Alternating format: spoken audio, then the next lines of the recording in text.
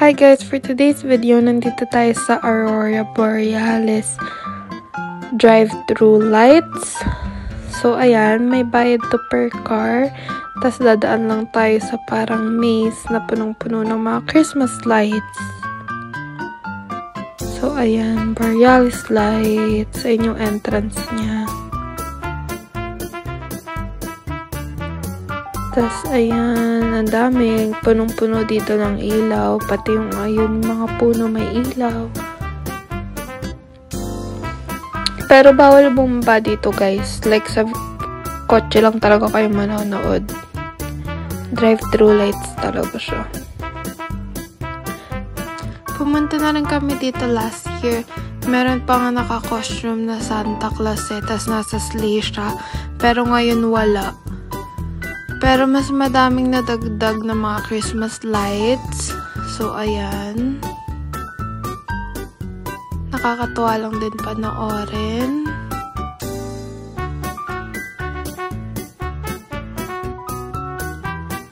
So, parang open park to. Tapos, kinonvert lang nila ng ganyan. Na punong-puno ng lights. Open to ng end of November ata until early January.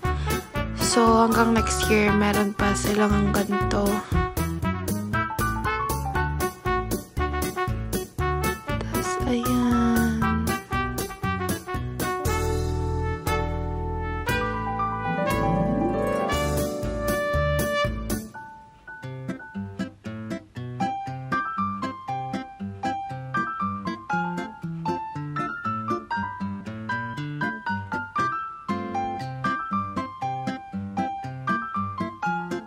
Tapos ito, nakakatuwa talaga yung pagpapasok dun sa parang arc.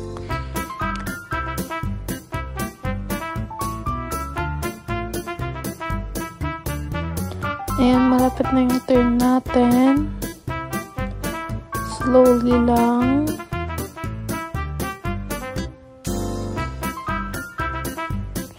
Ayan na, siya na.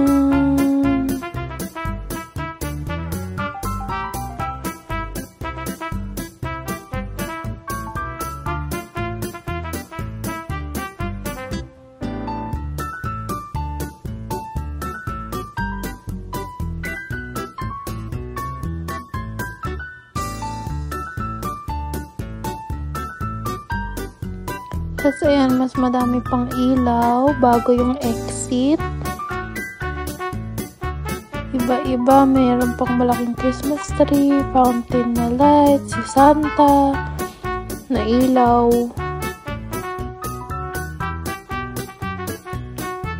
Basta meron din silang mga hindi Christmas related, mga Disney characters, ganyan. Basta na ilaw-ilaw.